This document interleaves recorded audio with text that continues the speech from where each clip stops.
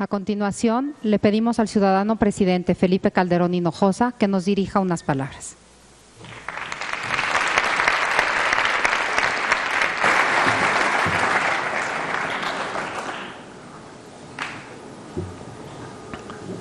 Gracias, muy buenas noches.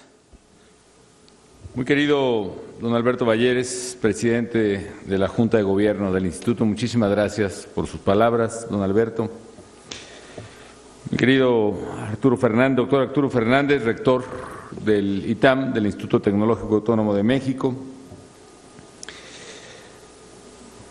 Muy estimados vicerrector Alejandro Hernández, señores integrantes del Comité de Premiación,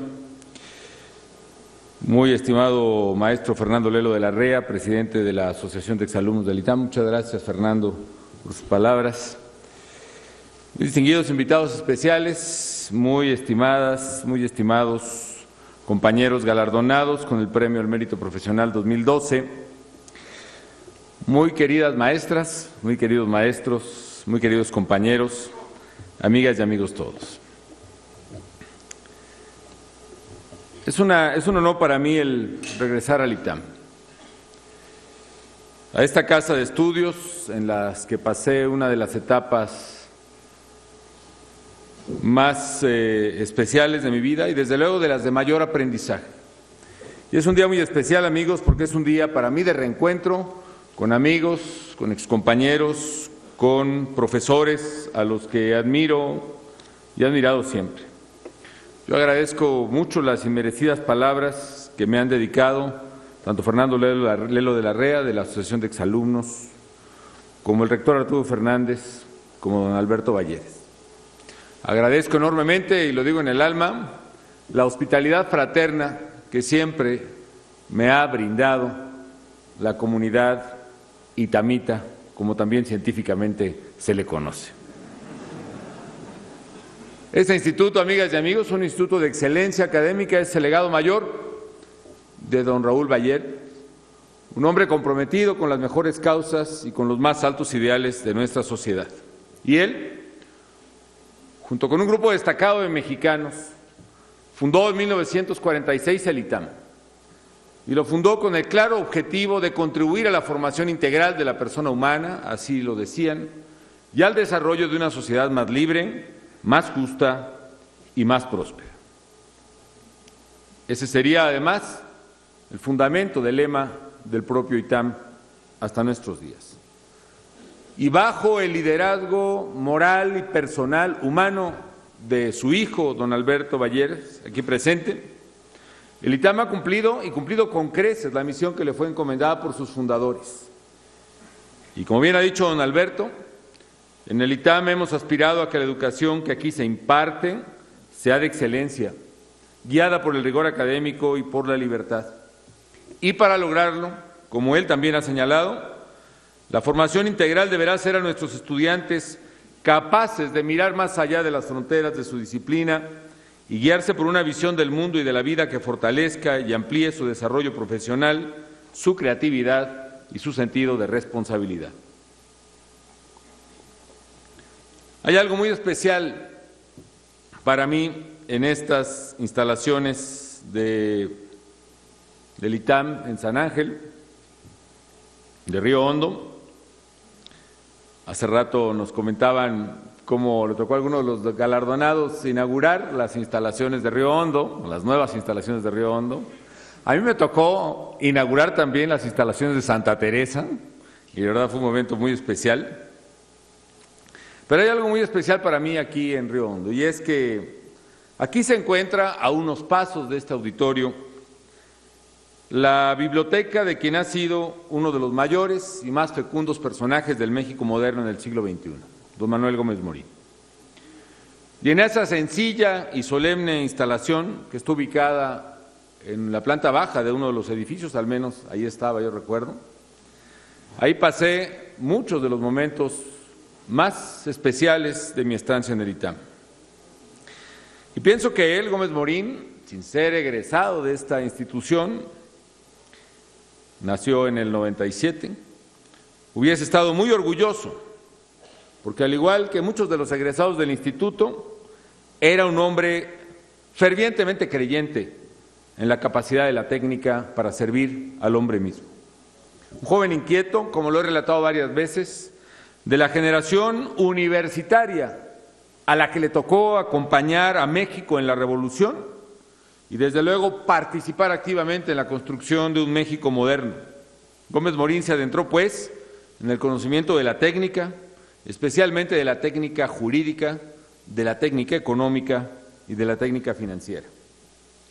A los 21 años fue secretario particular del general Alvarado, secretario de Hacienda con Obregón. Muy poco después sería oficial mayor de la propia Secretaría y siguió su fulminante paso por el gobierno como agente financiero de México en Nueva York. Y ahí se adentró en los conocimientos económicos de su época en la Universidad de Columbia, pero sobre todo observando de cerca los primeros años de funcionamiento de la Reserva Federal Americana. De regreso a México, emprendería una fructífera tarea de construcción de instituciones, particularmente económicas y financieras. Su idea era hacer vigentes los ideales de la revolución misma, pero no desde el discurso, no desde la demagogia tan estridente como inútil, en boga entonces y que perdura, por desgracia, en algunos sectores en nuestros días, sino se empeñó en concretar tales ideales en instituciones y políticas públicas concretas, en particular a través de la técnica. En 1927, Gómez Morín, compañero y amigo entrañable de algunos de los fundadores del ITAM, como Miguel Palacios Macedo, escribió en su célebre ensayo de 1915 un mensaje a sus contemporáneos, un mensaje que yo creo se aplica en gran parte todavía a quienes somos orgullosos integrantes de la comunidad del ITAM, exalumnos, maestros y desde luego los alumnos más jóvenes y con más ideales. Él escribía: el deber es saber en qué estriban los males que reclaman acción y concretar en programas realizables el indeterminado anhelo común de mejoramiento. Para esto, fijemos el método elegido, aunque sea también provisionalmente. No positivismo ni pragmatismo siquiera. Es posible otro camino, el de la técnica. Técnica que no quiere decir ciencia, que la supone, pero a la vez la supera realizándola subordinada a un criterio moral, a un ideal humano. Técnica que no es tampoco positivismo, que conoce y postula otros valores para el conocimiento y para la vida y sabe la honda unidad que existe entre todas las manifestaciones del espíritu. Dominio, por último, de los medios para la acción. Pericia en el procedimiento que haya de seguirse para transformar los hechos según el tipo que proporcione el propósito perseguido. Y si este visionario sabía que México requería instituciones y para lograrlas había que poner la técnica al servicio de la patria, se empeñó en ello. Y si la revolución había proclamado que la tierra fuera para el que la trabaja, Gómez Morín bien sabía que no bastaba tierra para el campesino, sino que el campesino reivindicado necesitaba también crédito y necesitaba asesoría. Y por eso redactó la ley orgánica y fundó el Banco de Crédito Agrícola en México y escribió en aquel tiempo un ensayo impecable sobre el crédito agrícola. Y sabía que no bastaba que el municipio fuera libre, como la revolución pregonaba, sino que tuviera crédito y asistencia técnica. Y también redactó entonces la ley orgánica y fundó el Banco Nacional Hipotecario y de Obras Públicas, el actual Banobras, que tuve el privilegio de dirigir. Un banco además fondeado con las primeras cédulas hipotecarias diseñadas por él en toda América Latina. Y la reconstrucción económica, como titular del Colegio de México a ese periodo de nuestro país, que tuviera como eje central un banco que fuera precisamente el Banco de México, cuya ley también redactó a petición del ministro Pani y presidió su primer consejo. No tiene caso hablar ahora de lo que ocurrió después con tales instituciones.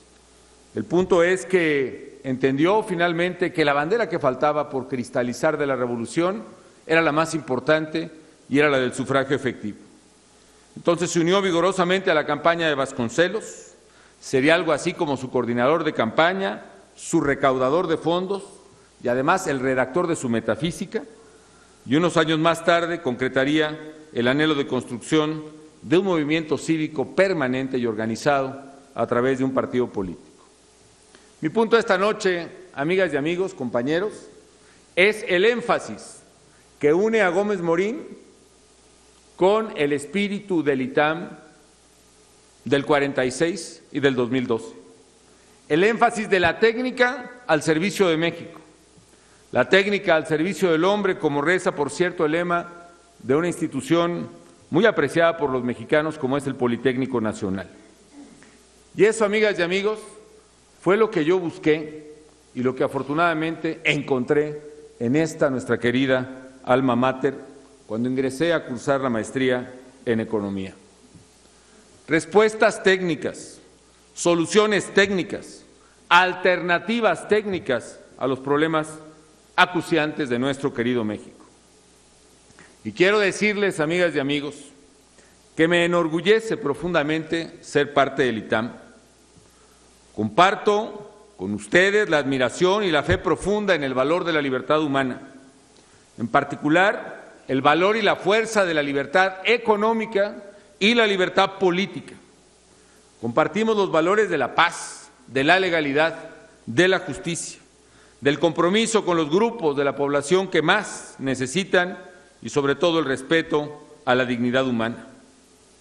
Por eso me siento, muy estimados amigos, muy honrado de recibir el Premio Carrera al Universo 2012 y agradezco sobre todo a la Asociación de Exalumnos del ITAM y al comité encargado de la premiación esta deferencia. Yo recibo este premio pues con alegría, con mucha emoción, con un profundo sentido de gratitud.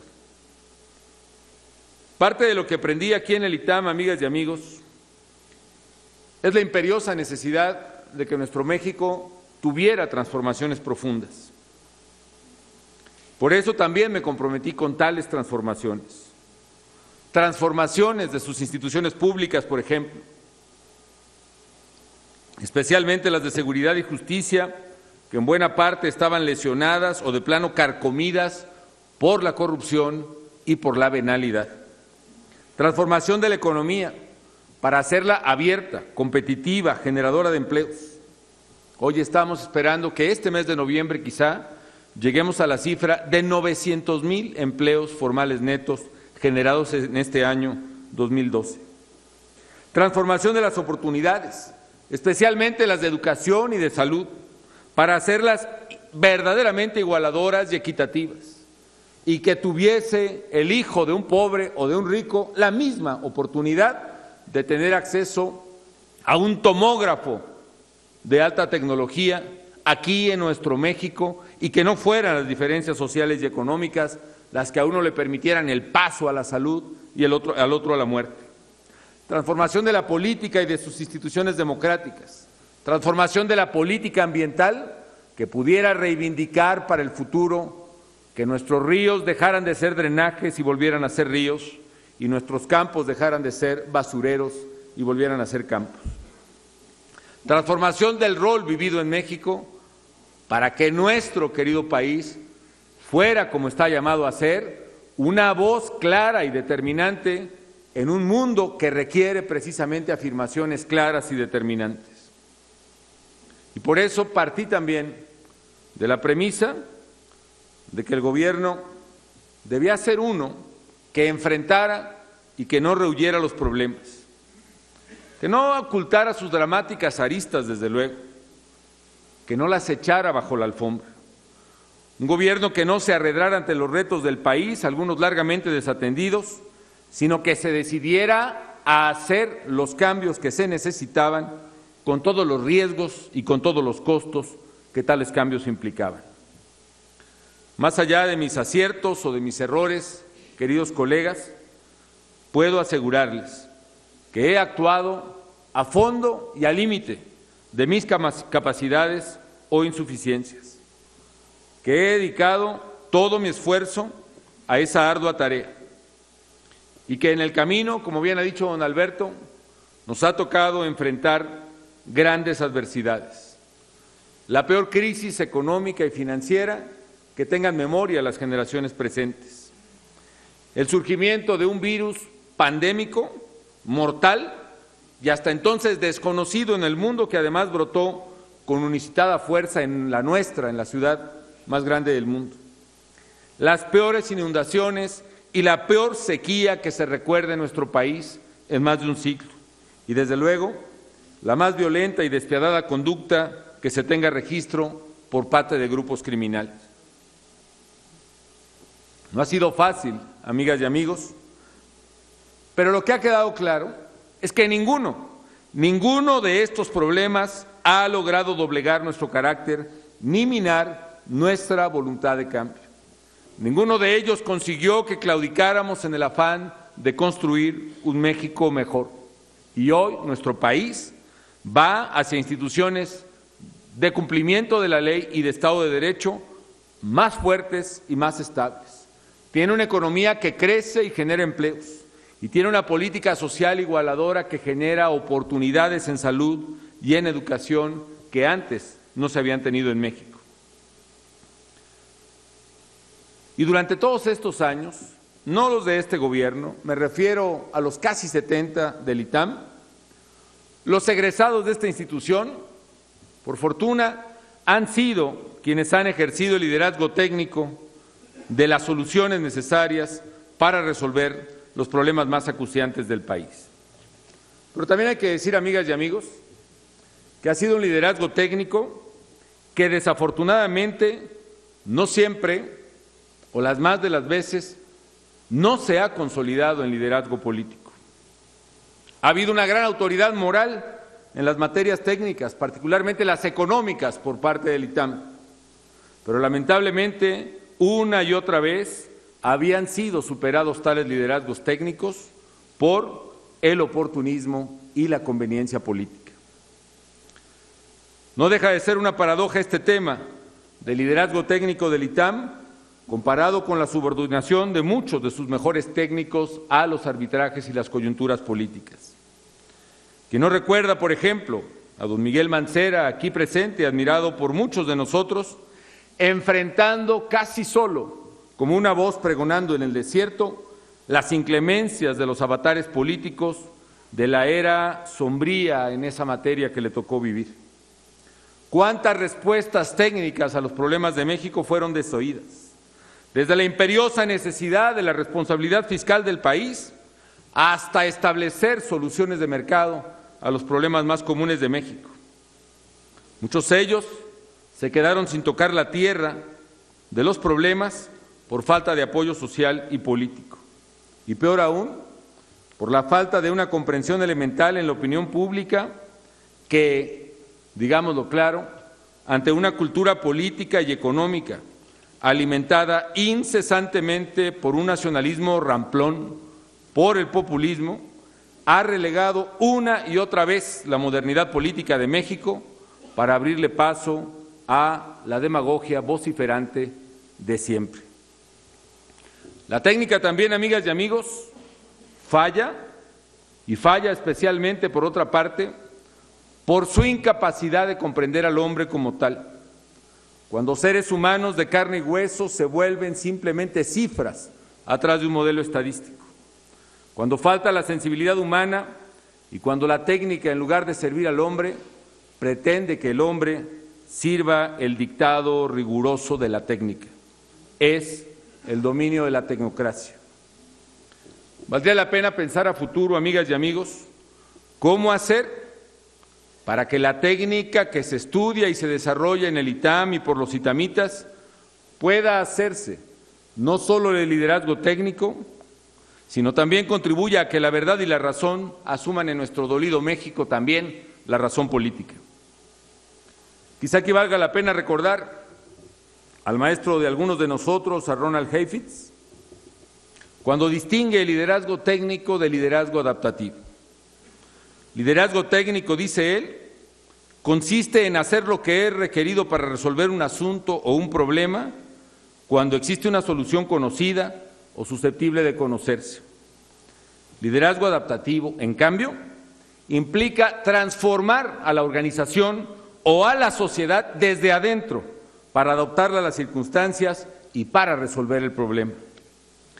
El liderazgo técnico puede ser más directo y más cómodo para los miembros de una organización, ya que los llama a pensar en soluciones técnicas a los problemas, sin cuestionarse ni la estructura de la organización, ni su forma tradicional de hacer las cosas, ni su misión, ni sus valores, ni su ethos, que deban analizarse para validarlos o para cambiarlos.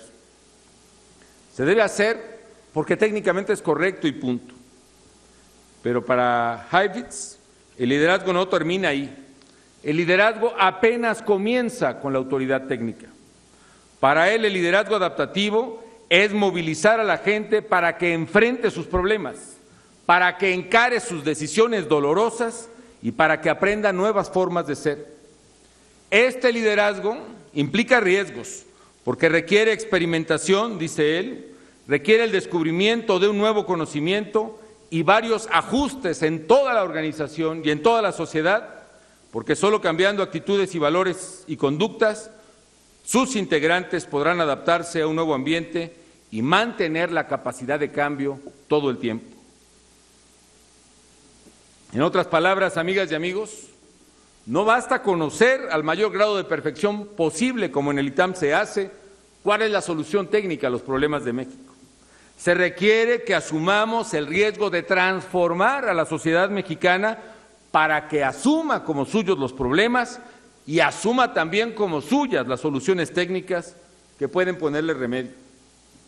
¿Y cómo acercar el liderazgo técnico al liderazgo adaptativo? ¿Cómo acercar la economía a la política? ¿Cómo acercar las matemáticas a la ética? ¿Cómo acercar la negociación al cálculo diferencial? ¿Cómo aproximar lo razonable a la gente que tiene hambre, que tiene miedo y que tiene necesidades? ¿Cómo hacer aceptable lo que, a pesar de ser necesario, se presenta como claramente impopular? Este es el verdadero dilema de quien tiene la técnica en las manos, pero que debe ponerla al servicio del hombre. Y hay ahí un esbozo de lo que para muchos es un conflicto irreconciliable, el conflicto entre técnica y política, y sus deformaciones extremas, la tecnocracia por un lado y el populismo por otro. Y sin embargo, aquí en el ITAM también aprendimos que hay una respuesta que concilia política y técnica, liderazgo político fundado en la técnica y al servicio del hombre. ¿Cómo hacer, amigas y amigos? Una manera de hacerlo es no ignorar lo que la ciencia nos dice y no ignorar lo que la sociedad nos exige. Es combinar precisamente el conocimiento y la pasión por resolver los problemas de México. Y es también integrar equipos formados en la excelencia académica de esta institución. Yo recuerdo, amigas y amigos, que mucho me criticaban a la hora que nombraba mi gabinete, que había demasiados egresados del ITAM. Créanme que ese ha sido uno de los mayores elogios que ha recibido mi equipo de gobierno.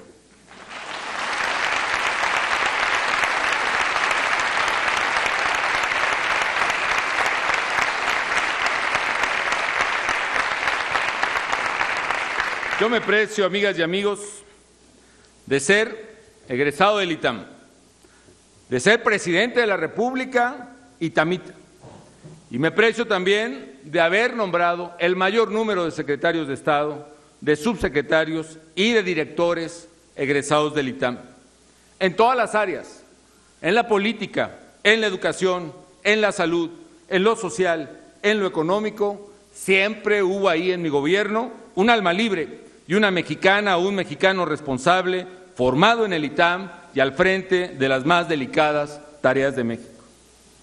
Por lo demás, pienso que habrá que hacer entre todos una tarea formidable de formación colectiva, de una nueva cultura política y económica verdaderamente moderna y de futuro, basada en la libertad, en la justicia, en la democracia, en el respeto al medio ambiente y en la tolerancia. Hay que hacer que México, es decir, las mexicanas y los mexicanos de carne y hueso, podamos entender la gravedad de nuestros problemas, desterrar los mitos de quienes redentores de palabra ofrecen soluciones sin esfuerzos y remedios sin costos. Se trata no solo de saber cuáles son las soluciones de México, sino de mostrar a quien sufre los problemas, las causas de tales problemas, las soluciones posibles y todo el esfuerzo y el costo que implicaría el ponerle remedio.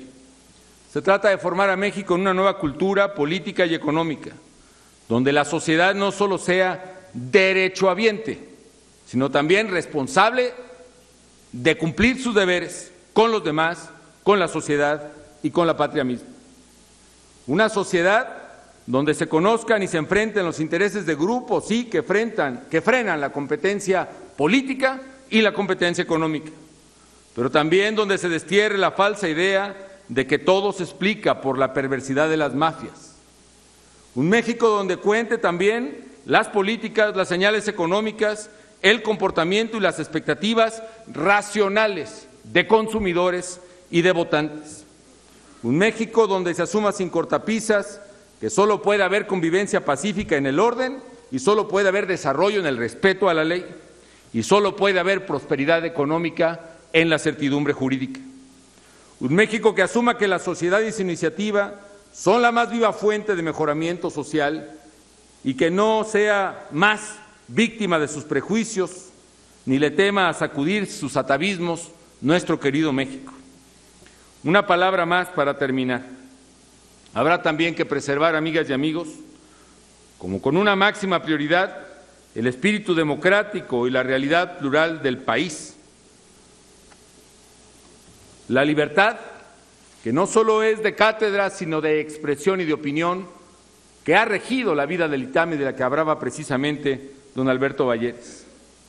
Y recordar también, que vale la pena hacerlo, que a quienes nos tocó luchar, y a quienes nos tocó luchar en serio, no de papel, contra el autoritarismo, cuando el gobierno era el autoritario, no se nos olvida el rostro de la intolerancia.